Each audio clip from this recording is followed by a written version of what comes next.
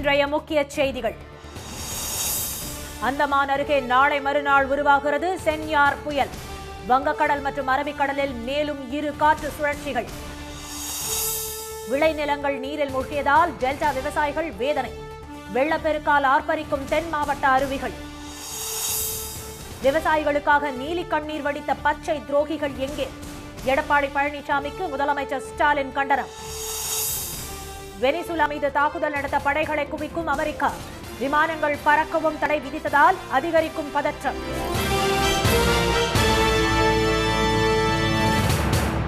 வணக்கம். வங்கக்கடலில் ஆழ்ந்த காற்றழுத்த தாழ்வு பகுதி நிலவி வரும் நிலையில் நாளை மேலும் ஒரு காற்றழுத்த தாழ்வு பகுதி உருவாகக்கூடும் என்று சென்னை வானிலை ஆய்வு மையம் எச்சரித்துள்ளது. சென்னை மற்றும் புறநகர் பகுதிகளில் இன்று அதிகாலை முதல் ஒரு சில இடங்களில் சாரல் மழை பெய்தது. உளுந்தூர்பேட்டை, சிதம்பரம், நாகை, வேதாரண்யம், திருவாரூர், கரூர் உள்ளிட்ட இடங்களில் பலத்த காற்றுடன் கனமழை பெய்தது. புதுக்கோட்டை மற்றும் சுற்றுப்பகுதிகளில் பெய்த கனமழையால் சாலைகளில் தண்ணீர் பெருக்கெடுத்து ஓடியது. மதுரை, மானாமதுரை, திருப்பரங்குன்றம், தூத்துக்குடி, கன்னியாகுமரி உள்ளிட்ட பகுதிகளில் வெளுத்து வாங்கிய மழையால் சாலைகள் குளம்போல் மாறின. கடந்த 24 மணி நேரத்தில் அதிகபட்சமாக நெல்லை மாவட்டத்தில் ஊத்து பகுதியில் 23 சென்டிமீட்டர் மழையும், நாலுமுக்கில் 22 சென்டிமீட்டரும், சேத்தியாத்தோப்பு, காக்காட்சி பகுதிகளில் தலா 21 சென்டிமீட்டர் மழையும் கொட்டியது.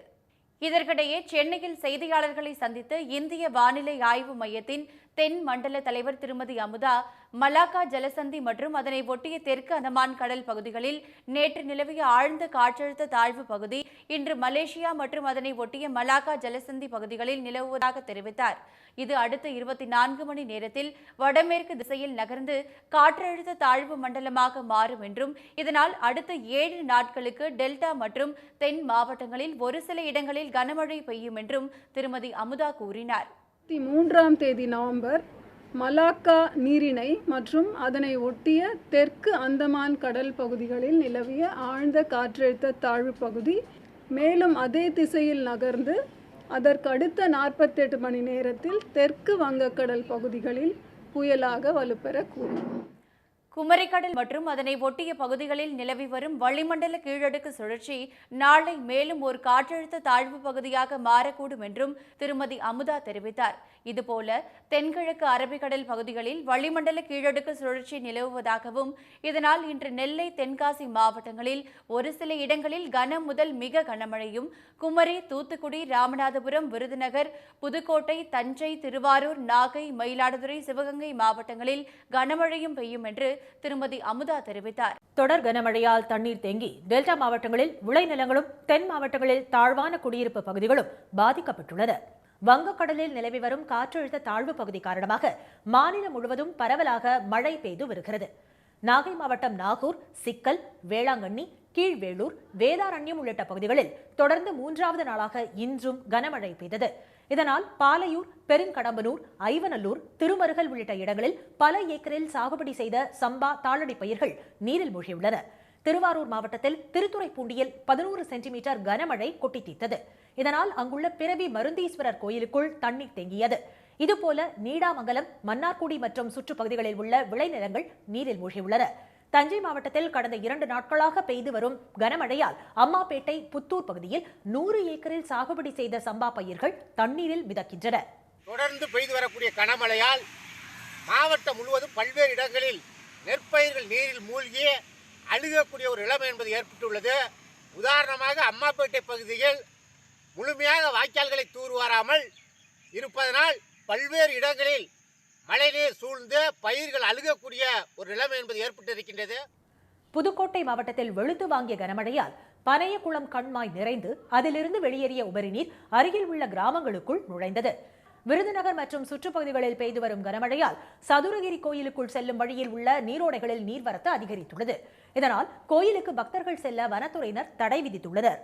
தூத்துக்குடி மாவட்டத்தில் 3வது நாளாக இன்றும் கனமழை பெய்ததால் நால்வர் நகர், ரஹமத் நகர் உள்ளிட்ட பகுதிகளில் மழை நீர் தேங்கியது. நால்வர் நகர் பகுதியில் மழை நீரில் நடந்து சென்ற முதியவர் மின்சாரம் தாக்கி உயிரிழந்தார்.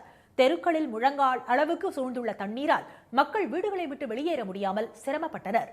தாழ்வான பகுதிகளில் உள்ள வீடுகளில் தண்ணீர் புகுந்ததால் மக்களின் இயல்பு வாழ்க்கை பாதிக்கப்பட்டது. அங்குள்ள இஎஸ்ஐ மற்றும் அரசு மருத்துவமனை வளாகங்களில் மழை நீர் குளம் போல் தேங்கியதால் நோயாளிகளும் ஊழியர்களும் அவதிக்குள்ளாகினர். இந்த மெடிசன் ஏகப்பட்ட ஸ்டாக் உள்ள வச்சிருக்காங்க. அவங்களுக்கு வேற வசதி வாய்ப்பு கிடையாது. உள்ள போனதுல மலையில அவ்வளவு அட்டுப்படி நனைஞ்சு பாட்டல் பூரா எல்லாமே மாத்திரை பூரா நிறைய மாத்திரை வேஸ்ட் ஆயிட்டு. அது பக்கத்துல யார்கிட்ட சொன்னாலும் கண்டிக்கிட மாட்டேங்காங்க. ஏகப்பட்ட போனதுல மலையில உள்ள ஸ்டாப் ரூம் வரைக்கும் தண்ணி போயிட்டு. அதுக்கு அவங்க பக்கத்துல இருக்க லோக்கல் ஆஃபீஸ் தான் பொறுப்பு. திருச்செந்தூர் மற்றும் அதன் சுற்றுவட்டார பகுதிகளான காயல்பட்டினம், ஆத்தூர், புன்னக்காயல், முக்காணி, குலசேகரன்பட்டினம், உடன்குடி போன்ற பகுதிகளில் இன்றும் கனமழை பெய்தது. இதனால் முக்கிய வீதிகளில் மழைநீர் பெருக்கெடுத்து ஓடியது. தொடர் மழையால் திருச்செந்தூர் கடைவீதியே பக்தர்கள் இன்றி வெறிச்சோடியது. நெல்லை மாவட்டத்தில் கொட்டிய கனமழையால் தாமிரபரணி ஆற்றில் வெள்ளம் கரை புரண்டுள்ளது. இதனால் குறுக்குத்துறை முருகன் கோயில் முழுவதும் நீரில் மூழ்கியது. இதுபோல அங்குள்ள கம்பா நதி காமாட்சி அம்மன் கோயில் வளாகத்தில் தேங்கிய மழை நீர் மோட்டார் மூலம் வெளியேற்றப்பட்டன. பணக்குடி குத்திர பாஞ்சான் அருவி மற்றும் கன்னிமாரான் ஓடையில் தண்ணீர் வரத்து அதிகரிப்பால் சுற்றுலா பயணிகள் குளிப்பதற்கு வனத்துறையினர் தடை விதித்துள்ளனர். அம்பாசமுத்திரம் பகுதிக்கு உட்பட்ட சுற்றுலா தலங்களான மணிமுத்தாறு அருவி, அகஸ்தியர் அருவியில் வெள்ளம் கரை புரண்டு ஓடுவதால் சுற்றுலா பயணிகள் குளிக்க தடை விதிக்கப்பட்டுள்ளது. கன்னியாகுமரி மாவட்டத்தில் பெய்து வரும் கனமழையால் ரப்பர் பால் வெட்டும் பணி முடங்கியுள்ளது. தொடர் மழை காரணமாக திற்பரப்பு அருவியில் வெள்ளம் ஆர்ப்பரித்து கொட்டுகிறது. தேனி மாவட்டத்தில் வெளுத்து வாங்கிய கனமழையால் சுருளி அருவியில் தண்ணீர் அதிக அளவில் கொட்டுகிறது.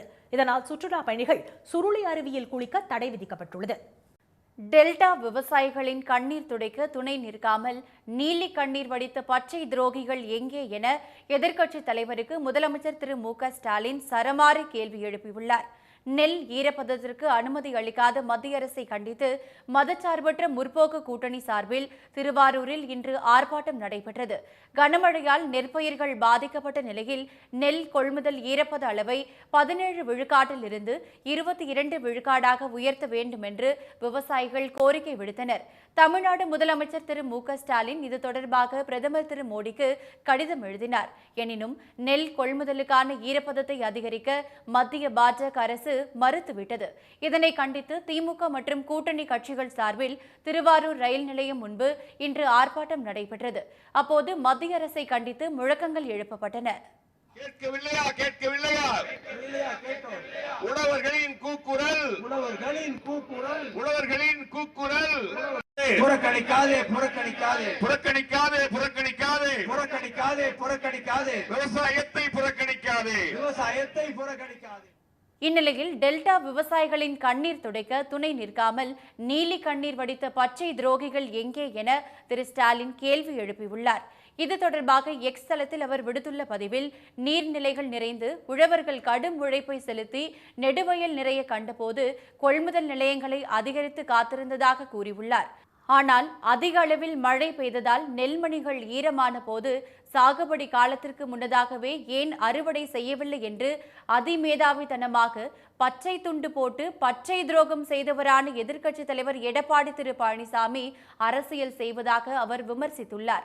நெல்லின் ஈரப்பதத்தை 22 விழுக்காடாக உயர்த்த வேண்டும் என்று பிரதமர் திரு மோடிக்கு தாம் கடிதம் எழுதியதாகவும், ஆனால் அந்த கோரிக்கையை மத்திய அரசு நிராகரித்து விட்டதாகவும் திரு ஸ்டாலின் தெரிவித்துள்ளார். போராடும் எங்களுக்கு துணை நிற்க யாரிடம் அனுமதி பெற வேண்டுமென திரு பழனிசாமி காத்திருக்கிறார் என்று அவர் கேள்வி எழுப்பியுள்ளார். கூட்டணி அமைத்தால் தமிழ்நாட்டுக்கு நன்மைகளை பெற்றுத்தர வேண்டும் என்று கூறியுள்ள திரு ஸ்டாலின், சுயமரியாதையையும் உரிமைகளையும் அடகு வைக்க மட்டும்தான் கூட்டணி என்று திரு பழனிசாமி நினைக்கிறாரா என்றும் வினவியுள்ளார். 3 வேளாண் சட்டங்களை மண்டி போட்டு ஆதரித்த திரு பழனிசாமி ஒருமுறையாவது தலையை நிமிர்த்தி உழவர்களின் கோரிக்கையை கேட்க சொல்வாரா என திரு ஸ்டாலின் கேள்வி எழுப்பியுள்ளார்.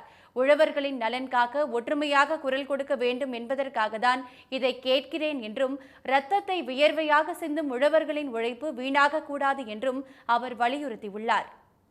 வெனிசுலா நாட்டின் மீது தாக்குதல் நடத்த கரீபியன் கடற்பகுதியில் படைகளை குவித்து வரும் அமெரிக்கா அந்நாட்டு வான்பகுதியில் விமானங்கள் பறக்க வேண்டாம் என்று எச்சரித்துள்ளதால் பதற்றம் நிலவுகிறது. தென் அமெரிக்க நாடான வெனிசுலாவுக்கும் அமெரிக்காவுக்கும் இடையே நீண்ட காலமாக பகை நீடித்து வருகிறது. அமெரிக்க அதிபராக 2வது முறையாக ட்ரம்ப் பதவியேற்ற பிறகு வெனிசுலா போதைப் பொருள் கடத்துவதாக குற்றம் சாட்டினார். இதனை வெனிசுலா அதிபர் நிக்கோலஸ் மதுரோ தொடர்ந்து மறுத்து வருகிறார். எனினும் அதனை இயக்க மறுத்த ட்ரம்ப் நிர்வாகம் கரீபியன் மற்றும் கிழக்கு பசிபிக் கடலில் செல்லும் படகுகள் மீது தாக்குதல் நடத்த உத்தரவிட்டது.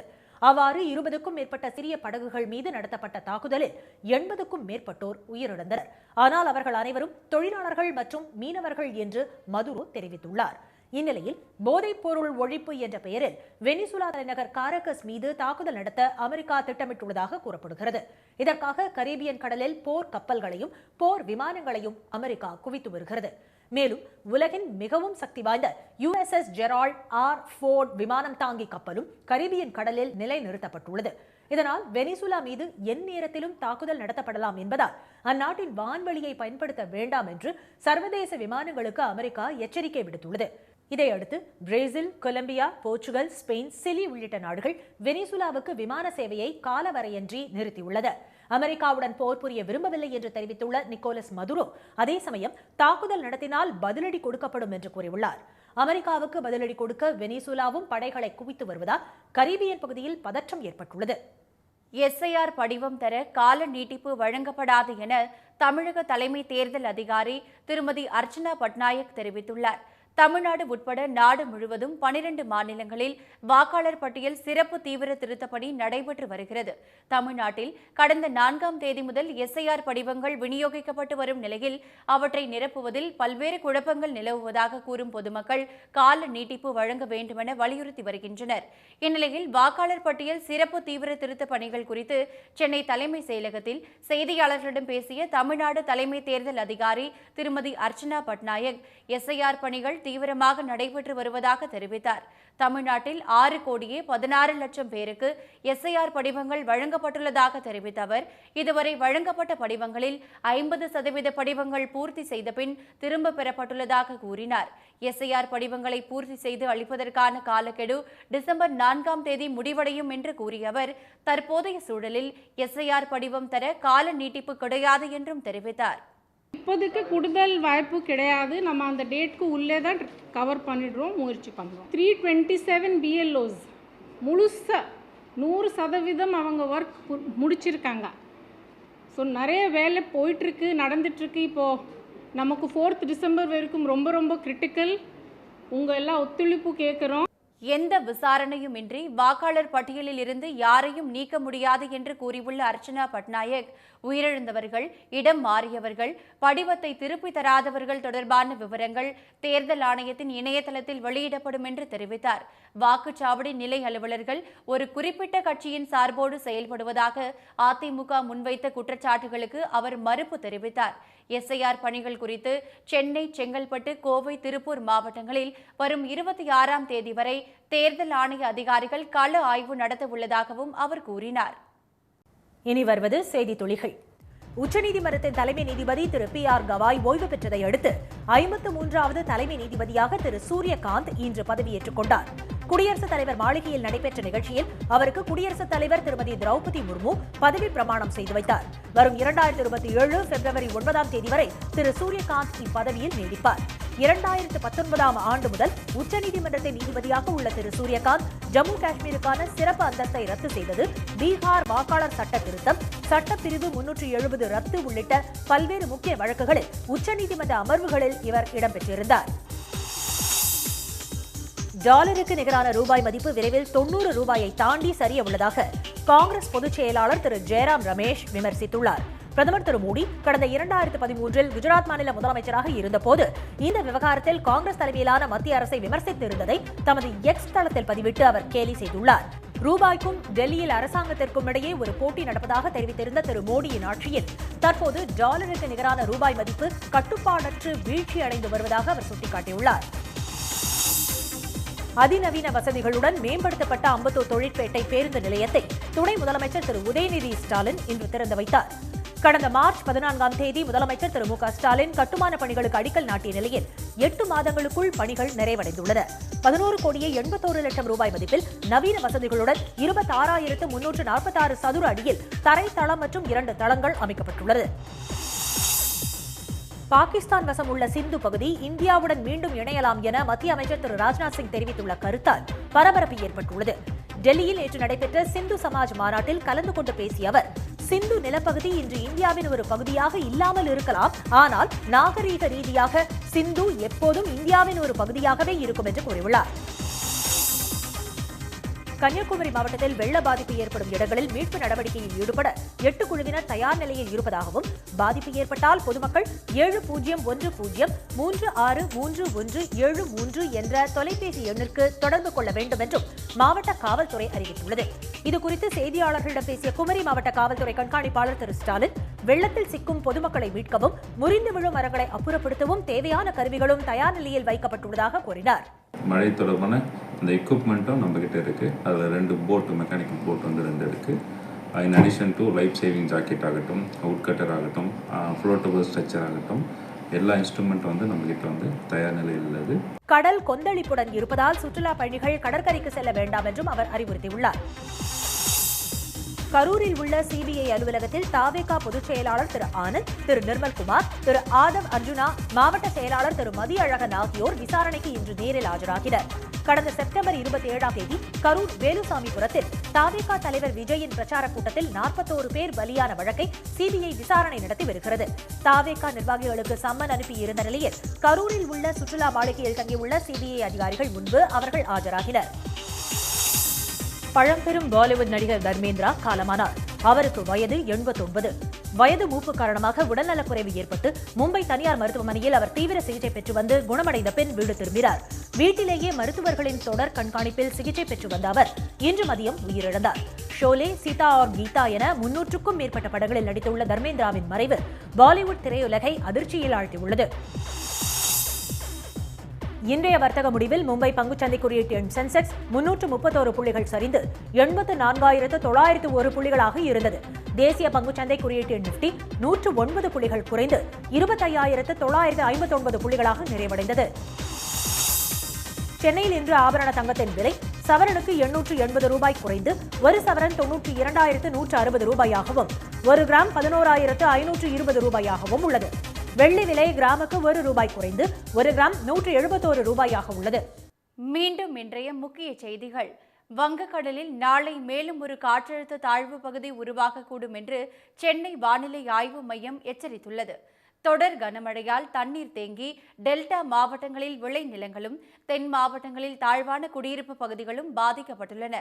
டெல்டா விவசாயிகளின் கண்ணீர் துடைக்க துணை நிற்காமல் நீலி கண்ணீர் வடித்த பச்சை துரோகிகள் எங்கே என எதிர்க்கட்சித் தலைவருக்கு முதலமைச்சர் ஸ்டாலின் சரமாரி கேள்வி எழுப்பியுள்ளார்.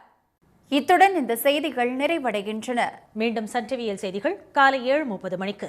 செய்திகளை உடனுக்குடன் தெரிந்து கொள்ள QR கோடை ஸ்கேன் செய்து சன் நியூஸ் வாட்ஸ்அப் சேனலில் இணைந்திருங்கள். வணக்கம். வணக்கம்.